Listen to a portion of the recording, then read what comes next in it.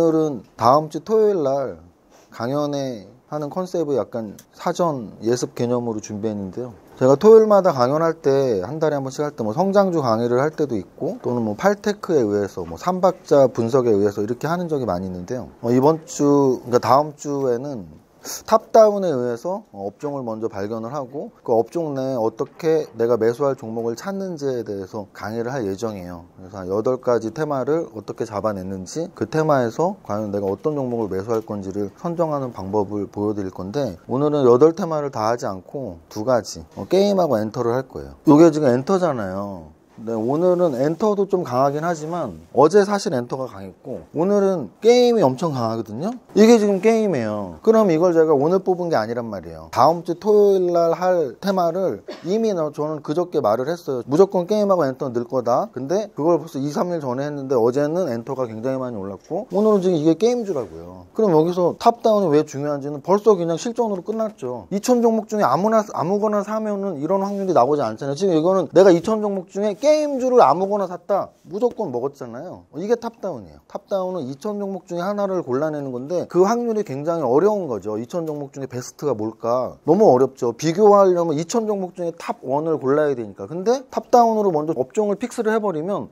게임주가 너무 좋은데 요즘에? 그럼 난 게임주를 사야지. 그럼 여기서 게임주가 여기서부터 여기까지 몇 개나 되겠냐고. 뭐 한 30개 되겠죠. 30개 중에 고르는 건 2,000개 중에 고르는 것보다 훨씬 쉽고, 그렇게 쉽게 골랐는데 올라갈 확률은 이 중에 아주 많이 오르지 않는 다른 걸 골랐어도 거의 다 올랐다는 얘기죠. 근데 이건 오늘 하루만 이렇게 운 좋게 맞는 게 아니고 추세라는 게 있어요. 그러면 최근 장에서 엔터주 또는 게임주를 갖고 있는 사람과 안 갖고 있는 사람은 수익률은 완전 천지 차이죠. 천지 차이. 그럼 여기서 중요한 건 뭐겠어요? 어떤 업종을 찾아내느냐죠. 그러면 제가 왜 게임하고 엔터를 며칠 전부터 얘기를 했고 다음 주 토요일 날 강연을 한다고 얘기를 했는지 그 업종을 찾는 방법을 말씀드릴게요. 먼저 엔터주가 저는 더 중요하게 보이는데요. 오늘은 게임주가 더 많이 올라가지만 이제 뭐 시총으로 보면 사실 엔터주는 제가 장담하는데 우리나라 산업 중에 최근 3년 안에 가장 빠르게 성장한 산업을 2개를 꼽으라면 바로 게임하고 엔터예요. 근데 특히 최근 3년은 무조건 엔터예요. 최근 10년으로 보면 게임, 최근 15년으로 보면 바이오. 이거 너무나 당연한 게요. 제약바이오 산업 같은 경우는 마크로젠이라는 서울대 교수가 창업한 바이오 회사가 있는데 그 회사가 상장됐던 게 한 2000년 정도 돼요. 20년 전이죠. 그 20년 전부터 바이오 시대가 시작됐다는 얘기죠. 마크로젠이 상장되고 그 이후에 뭐 셀트리온이 생기고 지금 삼성 바이오로직스 까지 제약바이오 산업은 지금 반도체, 자동차 다음으로 거의 제3의 산업으로 자리를 잡았습니다. 이거는 객관적인 지표인 시가총액으로 말씀드리는 거예요. 우리 모두가 강남 아파트가 좋아라고 말하는 이유는 뭐예요? 강남 아파트가 제일 비싸니까 그렇지. 뭐 안 비싼데 제일 좋다고 하겠어요? 강남에 있는 아파트가 40억, 50억씩 하니까 제일 좋은 아파트구나 하는 거잖아요. 마찬가지로 우리나라에서 제일 좋은 회사는 삼성전자예요. 왜? 시가총액이 다른 건 무슨 10조, 1조인데 걔는 500조니까 삼성전자가 제일 좋은 회사죠. 이런 식으로 우리나라에서 가장 성장한 가장 큰 산업은 뭐니? 당연히 반도체죠. 그 다음은 자동차예요. 근데 세 번째 산업이 이제 바이오 산업이 됐다는 거예요. 왜냐하면 20년 전부터 마크로젠의 상장부터 해서 지금까지 굉장히 급속도로 성장을 했거든요. 근데 이 세 개 말고 최근 3년, 5년 정도의 급성장한 산업 2개를 꼽으라 그러면 무조건 엔터하고 게임이에요. 그 이유도 역시 시가총액으로 말할 수 있어요. 하이브가 지금 얼마냐면 13조예요. 13조. 하이브가 29예요. 하이브 아래에 예를 들어 우리 보험업 하고 있는데 삼성화재 화장품들 많이 쓰고 계시죠. 아모레 퍼시픽 비행기 많이 타시죠. 대한항공 이런 애들보다 하이브의 시가총액이 더 크다는 얘기. 수십 년간 국적기 역할을 했던 대한항공, 수십 년간 국민의 사랑을 받았던 아모레 퍼시픽. 정말 삼성화재는 저 태어났을 때부터 있었을걸요. 거의 70년대부터 시작했던 보험업인 삼성화재를 다 제끼고 뭐 막 한 5년 정도 이제 막 활동한 BTS가 있는 하이브가 시가총액이 이렇게 높다고요. 최근 3년 5년 안에 발전한 산업이 엔터라는 건 그냥 하이브의 시총만 봐도 알 수 있어요. 그럼 하이브만 시총이 그렇게 큰 거냐? 그렇진 않아요. 하이브는 무지막지하게 커졌지만 다른 애들도 꽤 커졌어요. 지금 사실 이게 1조 시대 이런 게 몇 년 전 뉴스였어요. SM, JYP YG가 1조 시대 개막했다. 그게 한 3년 전이었는데 그러다가 다시 뭐 8천억, 9천억, 1조 왔다 갔다 했었는데 요즘에 보면 1조 8천억, 1조 7천억, 1조 2천억까지 2, 3년 전보다도 훨씬 시총이 또 커졌습니다. 그러면 우리가 저런 생각을 할 수가 있죠. 기획사들은 BTS 때문에 갑자기 커졌나? 절대 그렇지 않죠. 뭐 이건 여담이지만 우리 딸아이가 이제 밴쿠버에서 고등학교를 다니고 뉴욕에서 대학교를 다녔는데 지금은 안 그러는데 고등학교 다닐 때 밴쿠버에서 고등학교 다닐 때 한국에 이렇게 1년에 한 번씩 여름방학 때 오면 엑소 성지순례를 막 다녔어. 진짜로. 그래서 저는 엑소 멤버도 다 알고 도경수에 대해서 굉장히 잘합니다. 왜냐면 우리 딸아이가 디오예요. 엑소에서의 활동명은 디오고 영화 많이 나온 도경수라는 배우를 엑소 멤버 중에 제일 좋아해요. 근데 엑소 성지순례가 뭐냐면 뭐 엑소가 여의도에서 어디 길을 걸었대, 뭐 어디 떡볶이를 먹었대, 남산 아래에서 돈가스를 먹었대, 이 코스가 있어요. 그 코스를 그대로 해. 근데 그 코스를 누구한테 배운 거냐면 지네 외국 애들, 지네 반 애들한테 배운 거야. 얘는 외국 학교를 다녔기 때문에 캐나다에서 한국 애들이 좋아하는 엑소가 아니고 외국 애들이 좋아하는 엑소를 자기도 좋아했던 거예요.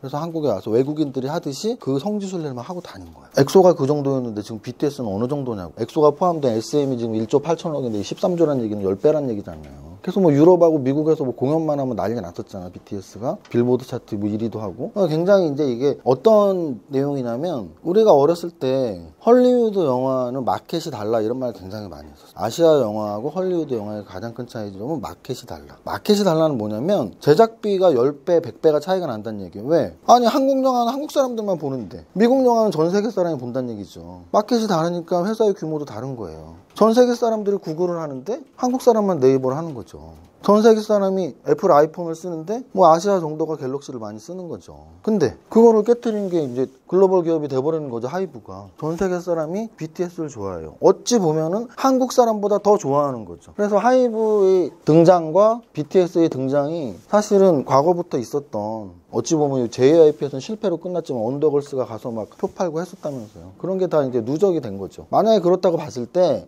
저는 주식에서 그런 걸 되게 생각하거든요. 뭐 제2의 예전에 이제 신라젠이 막 주가가 막 50배씩 올라갔을 때 제2의 신라젠, 제3의 신라젠 이런 이야기가 나올 때가 이제 제약바이오주들이 동반급등이 나오는 건데, 지금 이거 같은 경우는 제2의 하이브 또는 제2의 BTS가 나오지 말라는 법이 없죠. 근데 여기 우리 서부장님이 이렇게 정렬을 한 게 지금 연예 기획사로만 이렇게 정렬을 했잖아요. 여기 이제 연예인들이 어디 포함되어 있다 뭐 이런 건데, 이제 이쪽에 이제 드라마 제작자 쪽으로 넘어가면 여기서 이제 또 최근 가장 핫했던 오징어 게임이 나오는 거예요. 내가 지금 오징어 게임 초록색 추리닝을 지금 88번으로 주문을 하려고 그저께부터 생각하는데 바빠갖고 좀 실행을 못했는데, 요즘 그렇게 많이 산다면서요. 초록색 추리닝도 사고 그 감독관 뭐 마스크에 빨간 옷 그것도 다 한다면서 이제 할로윈데이 다 입고 난리 날 거야 아마. 근데 우리나라 할로윈데이냐고. 서양 할로윈이잖아요. 서양 사람들은 안 하겠냐고. 세계 사람들이 다 오징어 파티를 하는 거죠. 달고나를 그렇게 맛있게 먹는다면서요.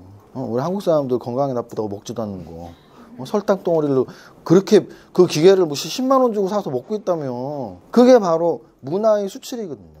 예를 들어 세계에서 우리가 야 문화 강대국이다 하면은 어느 나라를 들 수 있어요? 그냥 한 번에 떠오르는 거야. 저 나라는 진짜 문화 강대국이다. 프랑스 아니에요? 프랑스? 너무나 전통적으로 프랑스 문화가 사실 유럽의 거의 나라를 모든 나라의 문화에 지대한 영향을 미쳤고, 유럽이 결국 미국으로 간 거니까 세계의 가장 큰 문화적인 영향을 미친 나라가 프랑스라고요. 이건 어디서 할 수 있어요? 세계 각국의 모든 상류층 사람들이 뭘 마셔요? 와인을 마시잖아.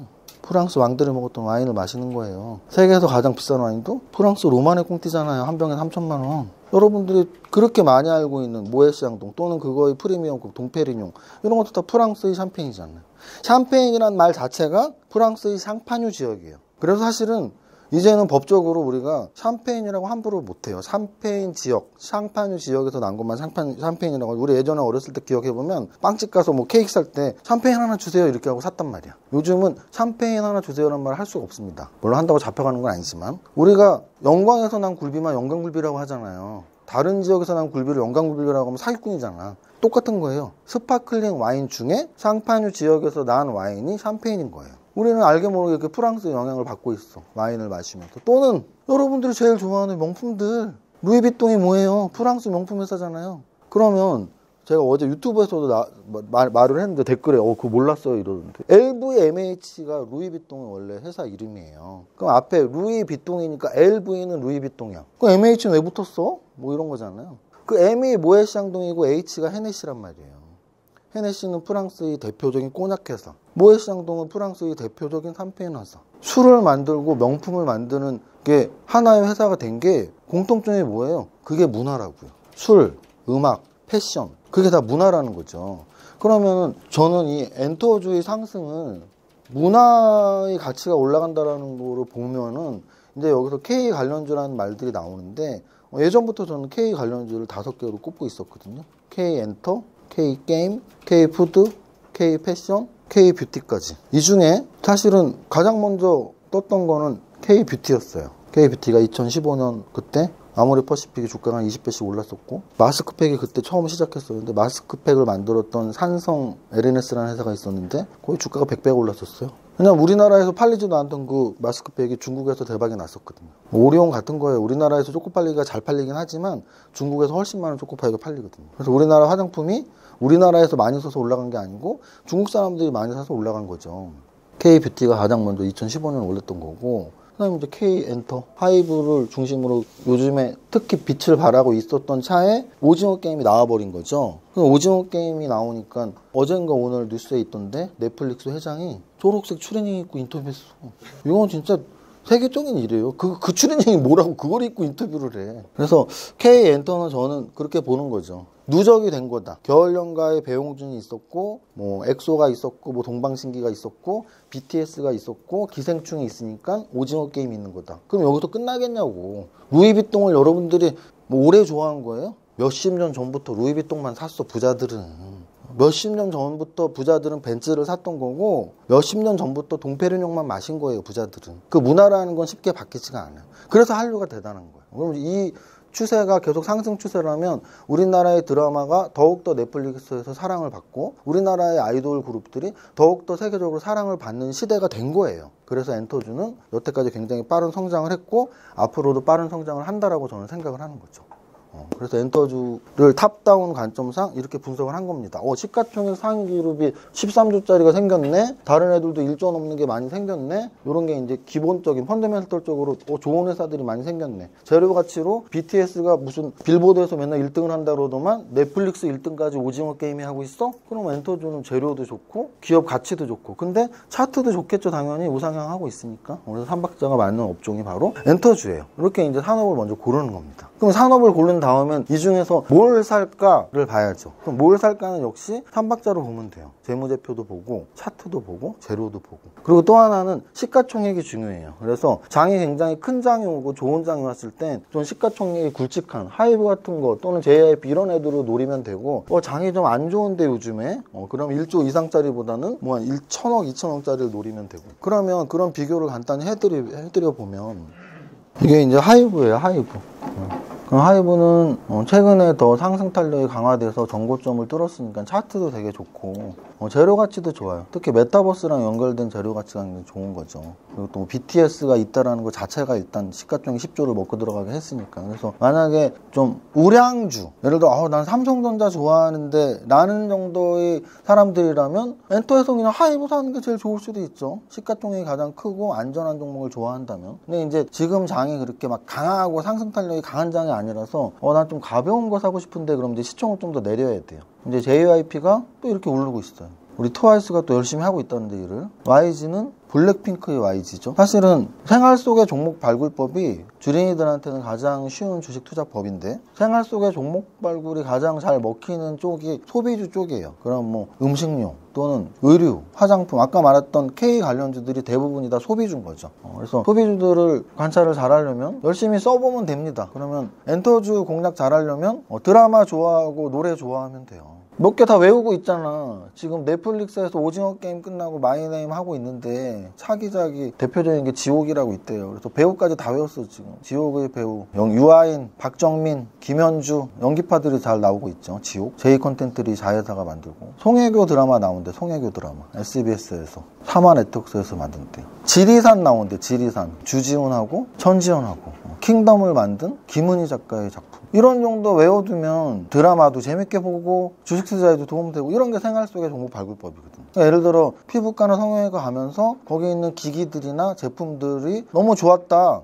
다른 피부과 레이저보다 여긴 왜 더 좋지? 그게 뭔지를 알아내라고. 슈링크야? 슈링크는 상장 기업에 클래시스에서 만드는 게 슈링크. 뭐 이런 식으로. 이거 보톡스가 여기 좀 약발이 잘 먹었네. 휴젤 건가? 휴젤 보톡스. 뭐 이런 식으로 생활 속의 종목 발굴은 자기가 소비를 하면서 느낄 수 있는 거고요. 그러면 적어도 기획사의 주식을 사고 싶으면 BTS나 블랙핑크나 아니면 트와이스나 이런 사람들의 활동 영역들, 또 언제 신곡이 나오는지 이런 활동을 좀 주의 있게 볼 필요가 있죠. 그리고 스튜디오 산타클로스가 최근에 마이네임의 제작사예요. 마이네임이 지난주 일요일날 오픈했단 말이야. 그러면 마이네임이 제2의 오징어 게임은 아니더라도 좀 히트칠 것 같아 라고 생각을 해서 이날 샀던 사람들은 최하 20%는 벌었을 것 같은데, 그래서 제가 넷플릭스에 또 차기작을 계속 말하는 거예요. 버킷 스튜디오가 오징어 게임의 제작사는 상장 기업이 아니에요. 그래서 오징어 게임 관련 좀 없다 이렇게 나와버렸는데, 너무나 오징어 게임이 히트를 치니까 야, 이정재가 글로벌 배우야 이제 이정재의 소속사 버킷 스튜디오가 또 이렇게 오른 거예요. 그러니까 엔터주의 움직임들은 삼박자 투자법에서 재무제표가 그렇게 중요하진 않다라는 걸 알 수 있죠. 그 엔터주의 움직임은 재무제표보다는 재료가치로 체크를 하는 게 맞죠. 그래서 제가 아까 야 그러면 엔터주가 마음에 들면 종목 선정은 어떻게 할 건데, 일단 재무제표보다는 재료가치가 중요하니까 계속 이런 일정들, 이런 걸 이제 우리는 스케줄 매매라고 하는데, 어떤 가수가 언제 컴백하지, 어떤 드라마나 영화가 언제 개봉하지, 걔네가 지금 기대가 좀 높게 형성되어 있나, 성공할 수 있을까, 이런 거를 보면서 미리 사놓는 거죠. 미리 사놓고 막상 뚜껑이 열렸을 때 생각보다 별로네, 그럼 바로 팔면 되고, 생각보다 좋았다면 주가는 분명히 오를 것이고, 이런 거를 스케줄 매매, 재료 매매라고 하고, 엔터주들은 그런 재료에 좀 민감한 업종이니까 여러분들이 탑픽을 뽑을 땐 그런 재료를 잘 찾아보면 돼요. 이게 CJ ENM도 꽤 무거운 종목이거든요. 그 무거운 종목이 이렇게 움직이고 있다는 게 요즘 엔터주가 얼마나 잘 가는지 알 수 있고요. 스튜디오 드래곤은 CJ ENM의 자회사면서 TVN의 모든 드라마를 담당하고 있는 회사예요. J컨텐트리는 JTBC의 드라마를 담당하고 있는 회사예요. A스토리는 아까 말씀드렸듯이 김은희 작가가 소속된 킹덤, 그리고 최근 이제 지리산 이런 드라마를 만드는 회사예요. 하마네트웍스는 좀 전통적인 드라마를 많이 만들었었고요. 송혜교 드라마가 기다리고 있습니다. NEW는 최근에 디즈니 플러스하고 좀 공급 계약 체결 자료가 한번 나왔었을 거예요. 그래서 디즈니 플러스는 무슨 뜻이냐면, 우리는 넷플릭스라는 그런 OTT 업체에 좀 익숙해져 있잖아요. 근데 이제 디즈니 플러스가 한국에 상륙을 한단 말이죠. 상륙했을 때 디즈니 플러스도 분명히 자기만의 고유 콘텐츠들을 만들어 나갈 건데, 그러려면 한국 기업들과 계약을 해야 되잖아요. 그래서 몇몇 기업들과 지금 계약을 했고 또는 추진 중이다, 뭐 이런 내용이 있어서 최근에 엔터주의 강세는 넷플릭스의 드라마 제작 배급 플러스 디즈니 플러스까지 보시면 돼요. 위지익 스튜디오랑 덱스터 같은 경우는 특수효과를 하는 회사예요. 그래서 엔터주는 사실은 메타버스랑 밀접한 연관이 있다고 보시면 됩니다. 메타버스라는 게 결국은 가상의 공간에서 어떤 콘텐츠를 제공하느냐의 문제거든요. 그래서 제페토를 비롯한 다른 미국의 가상 공간이 메타버스 현실 공간이 아닌 메타버스 공간에서 이렇게 가수들이 공연을 하고, 근데 그게 그냥 온라인 음원 판매랑은 또 다른 이야기인 거예요. 그 가상 공간에서 공연할 때 나의 가상 아바타가 가서 같이 박수치고 환호하고 이런 내용들이거든요. 근데 그런 것들을 현실화시킬 때 덱스터, 위지옥 스튜디오 이런 애들이 역할이 있는 거죠. 초록뱀 미디어는 제가 작년하고 연초부터 BTS 드라마 얘네가 한다 그래갖고 그렇게 2,300원, 500원에서 그렇게 샀다 팔았다 했는데 결국은 뭐 올해 한 1년이 다 갔네요. 전 연초부터 BTS 드라마 한다 그래갖고. 근데 이제 제가 막 계속 파고 들었었는데 BTS의 팬덤에서 반대를 많이 한 걸로 알고 있어요. BTS의 세계관이 있어요. 그 세계관을 드라마로 만들려고 했던 건데, 그걸 좀 이렇게 그 극화시키는 과정에서 실명으로 만들면서 뭐 그 부모가 뭐 알코올 중독자, 아니면 뭐 어린 나이에 뭐 마약을 하고 뭐 이런 내용이 이제 들어가는 극본에 들어가면서 이 팬덤들이 결사반대 막 해서 아마 제가 보기엔 드라마 제작에 좀 어려움이 있었던 것 같아요. 못 오른 거 보면 지금 이 시점에서 BTS 드라마 한다고 하면 거의 점상 3방은 갈 것 같은데 못 오르더라고요. 바른손은 왜 엔터에 꼈냐면, 원래 바른손은 펜시 문구잖아요. 기생충을 제작한 회사가 바른손 ENA고, 바른손 ENA하고 바른손이 같은 회사라고 보시면 됩니다. DNC 미디어랑 키다리 스튜디오 이쪽은 다 웹툰 쪽이에요. 웹툰. 미스터 블루가 오늘 8%나 오르고 있죠. 그래서 웹툰도 결국은 엔터의 하나의 영역이라는 거죠. 왜냐하면 웹툰이 영화화되고 드라마화되고 애니메이션화되는 게 굉장히 많죠. 나 혼자 레벨업? 뭐 그런 것들이 이제 우리나라를 뛰어넘어서 뭐 일본이나 동남아, 그러니까 우리나라에서 예전에 일본 애니메이션을 되게 좋아했던 거죠. 뭐 센가이치로 행방불명 그걸 만든 그 감독이나 이런 사람들을 굉장히 막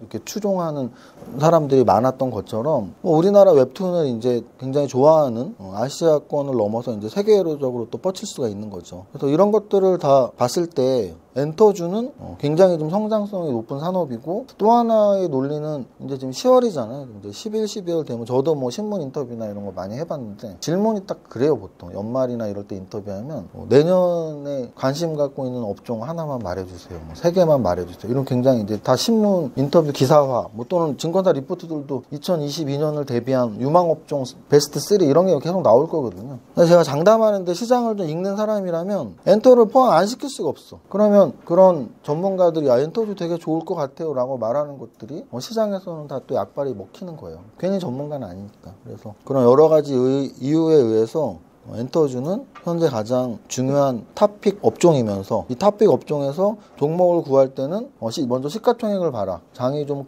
큰 장이거나 또는 내가 좀 너무 안정적인 보수적 성향일 때는 좀 시가총액이 큰 종목, 그렇지 않고 좀 장이 좀 이렇게 조정장이거나 나는 좀 공격적인 사람이면 뭐 1,000억, 2,000억짜리 중소형주도 괜찮다. 그러면 종목을 선정할 때는 3박자로 하면 되는데, 엔터는 재무제표를 크게 보진 마라. 왜냐하면 제약바이오도 적자 지속인데도 신약개발 가치 재료 때문에 올라가고 이런 게 다반사인데, 엔터주가 제약바이오만큼은 아니지만 실적보다 재료 가치로 움직이는 경우가 많으니까 엔터주에서 내가 매수 종목을 고를 땐 재료 가치로 접근하는 게 좋다. 그럼 재료 가치로 접근할 땐 가수 기획사들은 소속 아이돌 그룹들이 언제쯤 뭐 발매를 하거나 또는 어떤 이슈가 있거나 그런 정도 봐주면 되고, 드라마 제작사들은 넷플릭스 또는 디즈니 플러스 향 공급 계약을 언제 했다거나 또는 한다는 루머가 있거나, 또는 실제 벌써 계약이 다 끝나서 드라마 제작을 하고 있고, 또는 심지어 방영 일자가 나왔다면 방영이 언제인지, 또 거기 소속된 배우들은 어떤 사람들이고, 지금 드라마 매니아들 있단 말이에요. 저는 드라마 매니아는 아니죠. 근데 저보다 훨씬 하루에 막 드라마 10시간씩 보는 집순이들은 댓글도 엄청 정교하게 달아. 막 뭐 차기작 이게 어쩌고 저쩌고. 근데 제가 최근 들어갔던 이런 평들 중에 지옥이 되게 하여간 기대작이었던 것 같아요. 왜냐하면 저도 이제 단 집순이는 아니지만 하여간 드라마를 좀 보니까 연출이 누군지 배우가 누군지 진짜 중요하잖아요. 지옥의 연출이 연상호 감독이에요. 부산에. 그러면은 이게 좀 세계에서 먹힐 만한 그런 게 나올 수 있잖아요. 제목도 지옥이고, 또 연기파들 유아인하고 박정민이 약간 광기가 있는 배우들이잖아요. 그래서 저는 좀 약간 센 드라마가 나올 것 같은데 그런 생각은 들더라고요. 어쨌든 엔터주에 대한 얘기 여기까지. 뭐 제가 오늘 여기서 탑픽은 이겁니다가 아니고, 저는 늘 말씀드리지만 종목 선정하는 방법들이 이런 것들이 있다는 표현을 한 거니까 다음으로 게임주까지 하고 마치면 될 것 같습니다. 시가총액이 굉장히 중요해요. 그래서 현재 지금 하이브라는 종목이 상장되면서 13조짜리 엔터주가 생겨났고, 그 아래에 1조 이상짜리가 기획사 쪽에서는 JYP, SM, YG, 또 드라마 제작 쪽에서는 CJ ENM, 스튜디오 드래곤. 이렇게 하면 1조 이상이 6개죠. 6개가 1조 이상이 있고, J 컨텐츠도 거의 1조 가까우니까 7개. 이 7개 빼고는 뭐 5천억, 3천억, 2천억, 1,000억짜리들이에요. 그래도 굉장히 큰 거죠. 13조짜리가 있으니까. 게임주는 어떠냐? 엔터주보다 더 큰 산업이에요. 더 큰 산업이야. 그래서 특히 좀 나이가 있는 분들은, 뭐 저를 당연히 포함하는 거죠. 한 50 이상들은 게임은 진짜 코 묻은 돈 빼먹는 산업인 줄 알아. 그게 뭔 산업이야. 그냥 애들 뭐 게임비 받아먹는 거잖아. 그렇지 않아요. 시가총액을 보면 크래프톤이 24조예요. 24조. 아까 하이브가 13조였는데 29위였죠. 얘는 20위 안에 무조건 들겠지. 24조면 그냥 우리가 알고 있는 그냥 은행들 정도다 보면 돼요. 거의 뭐 KB은행, 신한은행 정도의 시가총액인 거예요. NC소프트가 13조, 넷마블이 10조. 10조 이상이 3개나 있죠. 엔터보다 훨씬 큰 산업이 게임이에요. 내가 게임을 안 하고 내 주변에 게임을 안 한다고 게임 산업은 그게 무슨 산업이야. 아무것도 모르는 소리예요. 게임 산업은 굉장히 큰 산업이에요. 굉장히 큰 산업. 크래프트, NC소프트, 넷마블 10조 이상. 그 아래에도 6조짜리, 5조짜리, 4조짜리 이런 것들이 막 있죠. 근데 이제 주식을 오래 하는 사람들이라면 이게 4조짜리가 뭐지? 위메이드가 뭐지? 얘가 뭐 이렇게 시가총액이 크냐? 이런 생각을 할 수가 있는데요. 왜 커졌을까? 요즘에 커졌어. 원래 저렇지 않았단 말이죠. 이게 바로 엔터주, 게임주, 바이오주의 특징이에요. 엔터주, 게임주, 바이오주는 단기간에 5-10배 올라갈 수가 있어. 다른 업종들은 단기간에 사실 10배 올라가기 쉽지 않아. 왜? 다른 업종들은 재료 가치보다는 기업 가치에 의해서 움직이는 경우가 많기 때문에 실적이 무슨 3개월 안에 10배가 올라가는 회사는 거의 없단 말이에요. 근데 재료 가치가 이 재료 가치는 기업을 10배를 크게 하는 재료 가치야 라는 재료 가치가 나와버리면 주가가 10배 올라갈 수 있어. 그런 업종이 제약바이오, 엔터, 그리고 게임이거든요. 제약바이오는 어떤 재료? 신약 개발 재료. 그래서 뭐 미국 FDA의 임상 3상 끝났다 이런 재료 나오면 그냥 2배, 3배 무조건 가는 거지. 신약 개발 임상 끝났다고 해서 지금 우리 재무제표의 수익으로 1도 안 꽂히거든요. 하지만 그 재료 가치가 나온 이상 얘는 뭐 기술 계약 하겠네 좀 있으면 그냥 올라가는 거. 또 엔터 아까 말씀드렸지만 오징어 게임 만들었대, 마이네임 만들었대. 그럼 걔네가 지금 당장 뭐 수익이 꽂히지 않았어도 야 얘네는 앞으로 인정받겠구나. 이런 게 재료 가치예요. 마찬가지로 위메이드라는 회사가 게임인데 지금 여기가 얼마였냐, 여기 뭐 한 3만 원 됐을까요? 지금 15만 원까지 여기 지금 한 2달 동안 5배가 올라갔어. 게임 때문에. 근데 이 게임이 NFT 관련, 코인 관련 그런 기술력이 이제 블록체인으로 해서 그게 이제 앞으로 게임 산업이 미래가 될 전망인 거예요. 그래서 얘네가 요때부터 막 야 그 재료가 큰 재료니 했는데 6만 원 가고 7만 원 가더니 10만 원 가더니 이렇게 가고 있는 거죠. 게임 산업이 왜 전망이 좋은 산업이니? 아까 말씀드렸지만 크래프톤이 최근 상장됐는데 20조 이상짜리가 상장이 됐어요. 이건 굉장히 급속도로 산업이 성장하고 있는 거고요. 기존 종목들 중에도 10조 이상의 애니소프트나 넷마블 2개나 있었고, 그러니까 게임 산업은 사실은 펄어비스라는 애들이 검은 사막 하나 잘 만들었던 회사고, 크래프톤이라는 회사가 이게 이름이 바뀐 건데 배그라 그래요. 배틀그라운드 하나 잘 만든 회사고, 그러니까 게임 산업 BTS 아이돌 하나 잘 뒀기 때문에 하이브가 있는 거지. 하이브에 뭐 BTS 말고 다른 가수 누구 있는지 알지도 못하잖아. 마찬가지로 게임주도 NC소프트 리니지 하나 잘 만든 거지. 리니지. 그러니까 10조가 되기 위해서 게임 하나만 성공하면 되는 거야. 그렇게 시장이 크다는 얘기죠. 특히 글로벌화가 됐기 때문에 우리나라 사람들만 게임하는 게 아니거든요. 배틀그라운드 이런 건 중국 애들이 더 많이 하는데, 그래서 게임주도 결국은 재료 가치가 중요하죠. 재료 가치는 어떤 재료 가치겠어요? 어떤 게임을 런칭하는지, 그 게임이 글로벌화가 가능한지, 다른 나라에서도 히트 칠 수 있는지. 그러니까 결국은 아까 엔터와 마찬가지로 게임도 재료 가치가 중요하다고 했는데, 그 재료 가치를 찾을 때는 현재 대장주로 움직인 게 얘란 말이에요. 그러면 일단 얘를 공부해. 얘가 왜 올랐는지. 그럼 막 써 있을 거야. 뭐 메타버스, NFT, 블록체인 기술 어쩌고 저쩌고. 그럼 그 기술과 가장 연관되어 있는 일을 지금 막 하려고 하는 애들. 이미 안 했어. 해서 없어. 했으면 같이 올라갔겠지. 막 이제 하려고 하는 애들, 그런 애들을 찾아 나가는 게 바로 재료 공부예요. 그래서 그게 바로 제2의 위메이드를 찾는 방법이죠. 제2의 위메이드를 찾아놨는데 그런 기술 재료가 막 있는데 주가가 별로 안 올라 있어? 그럼 사놓으면 그게 안 오르면 본전인 거고, 내가 찾았던 아무도 아직 모르는 재료가 세상에 알려지면 올라가는 거고. 그런 게 이제 종목 선정 방법이에요. 그래서 재료 가치가 높은 업종들, 제약바이오, 엔터, 게임을 볼 때는 재무제표는 살짝만 봐도 된다. 완전히 자본 잠식이나 적자 3년 이상 지속만 아니면은 웬만하면 그냥 실적 별로 안 좋아도 재료 가치가 훨씬 크게 주가에 영향을 미친다, 이렇게 보시면 되고, 그리고 게임과 엔터의 공통점은 다 메타버스와 관련이 있어요. 그래서 메타버스와 연관해서 공부하면 특히 좋습니다. 메타버스와 연관해서 공부하고, 그리고 이제 역시 K 관련주라고 했을 때 엔터, 게임 이런 게 이제 세계적으로 확산이 될수록 한국의 문화에 대해서 궁금해할 것이고, 그래서 한국의 문화에서 궁금해한다면 뭔가 와서 소비를 하겠죠. 겨울연가 팬들인 일본 분들이 남이섬에 그렇게 많이 왔었어요. 제가 남이섬을 요즘엔 안 가봤는데 꽤 몇 년 전까지는 그래도 몇 년에 한 번씩 갔었는데, 서울 근교에 그래도 가볼 만한 데니까 물도 있고 배도 타고 갈 때마다 일본 말이 그렇게 많이 들리더라고. 거기 있잖아, 겨울연가 거기 눈사람 2개 이렇게 사진 찍는 데 있는데 거기 이렇게 줄을 서서 사진 찍더라고. 그 당시에는, 요즘에는 안 그렇겠지만. 그게 이제 문화의 수출인 거죠. 겨울연가를 본 사람들이 남이섬에 와서 사진을 찍고 싶어 하는 거죠. 그럼 한국 와서 그냥 가겠냐고. 아까 말했던 뷰티, 화장품도 사가는 거고, 패션, 옷도 사가는 거고, 푸드, 라면도 먹는 거고. 그래서 K엔터, K게임이 계속 시가총액이 커지고 산업이 발전할수록 부수적으로 소비주들, 한국 관련 소비주들, 패션, 푸드 이런 것들도 관심을 볼 필요가 있다. 뷰티까지. 오늘의 핵심은 큰 제목은 탑다운이죠. 왜냐면 2,000 종목 중에 하나 선정하는 게 얼마나 힘들어. 근데 업종을 픽스를 해버리면 이게 몇 개나 돼요. 게임 뭐 한 50개, 엔터 한 30개. 그 50개에서 하나 선정하는 것과 2,000 종목 중에 하나 선정하는 건 내용이 다르단 말이에요. 그래서 업종을 먼저 픽하는 게 훨씬 중요하고, 업종을 픽할 땐 이런 전반적으로 시가총액 상위 종목들의 변동이 어떻게 되는지, 하이브라는 굵직한 애가 상장이 됐고 크래프톤이라는 굵직한 애가 상장이 됐기 때문에 이 업종은 진짜 앞으로 성장하는 산업이라는 게 인증이 돼버리는 거죠. 그리고 그 아래 애들도 시가총액이 계속 날이 갈수록 늘어나고 있고, 또 하나는 뭐 여러 가지 리포트나 신문 기사를 보다 보면 메타버스라는 말이 굉장히 많이 나와요. 앞으로는 미래는 메타버스 시대다. 심지어 페이스북이 가장 적극적입니다. 지금. 페이스북은 EU에서 10,000명을 메타버스 관련해서 채용한다고 했고 사명도 바꾼대요. 메타버스랑 관련해서 뭐 이런 식으로 지금 기사가 나오고 있습니다. 그러면 이거 세계적인 변화라는 얘기죠. 그럼 메타버스하고 연관된 업종들이 그런 플랫폼 기업들이나 뭐 덱스터 같은 기술적인 부분이 하나, 그 다음은 컨텐츠적인 부분이란 말이에요. 메타버스와 연관된 컨텐츠는 엔터랑 게임이에요. 그냥. 그래서 이 산업이 앞으로 더 성장하는 거고. 원래 메타버스 1호가 로블록스였단 말이에요. 로블록스가 게임 플랫폼이에요. 게임 플랫폼이야. 그래서 메타버스하고 직접적인 연관 산업은 컨텐츠고 그 컨텐츠는 엔터와 게임이다. 그럼 이 성장성이 또 제로 가치로 쓰이는 거고. 그리고 이제 거기에 더해서 우리나라에서 오징어 게임이나 BTS 때문에 엔터주가 더 좋아지고 있고 위메이드의 급등 때문에 게임주가 제2의 위메이드가 뭐야? 뭐 이러고 있는 상황이다. 그러므로 게임하고 엔터를 픽을 할 수가 있다. 게임하고 엔터를 픽을 하면 그 업종 리스트를 뽑고 거기에서 시가총액이 큰 애가 좋은지 작은 애가 좋은지 또는 기업 재무제표보다는 재료 가치가 더 훨씬 영향을 미치는 산업이니까. 만약에 오늘 제가 픽을 반도체를 했다면 반도체의 재무제표 다 비교해 줬을걸요? 왜냐면 반도체에서는 재무제표도 되게 중요하거든요. 왜냐면 반도체주 좋아하는 사람들은 가치 투자자들이 많아. 그러니까 이런 것도 되게 중요한 포인트인데 은행주를 한다?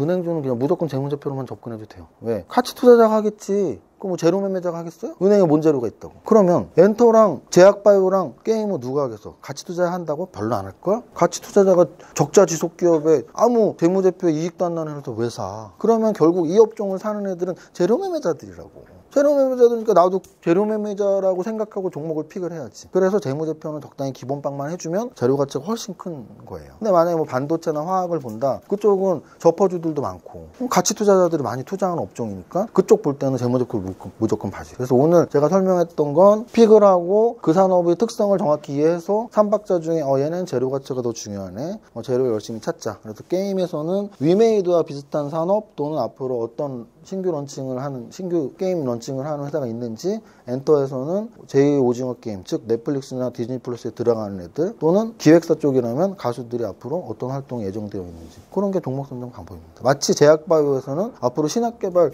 일정이 어떻게 돼? 미국 FDA, 삼성 들어가는 애들 있어? 이런 걸 제로 가치로 접근하듯이 여기까지 하면 될 것 같습니다.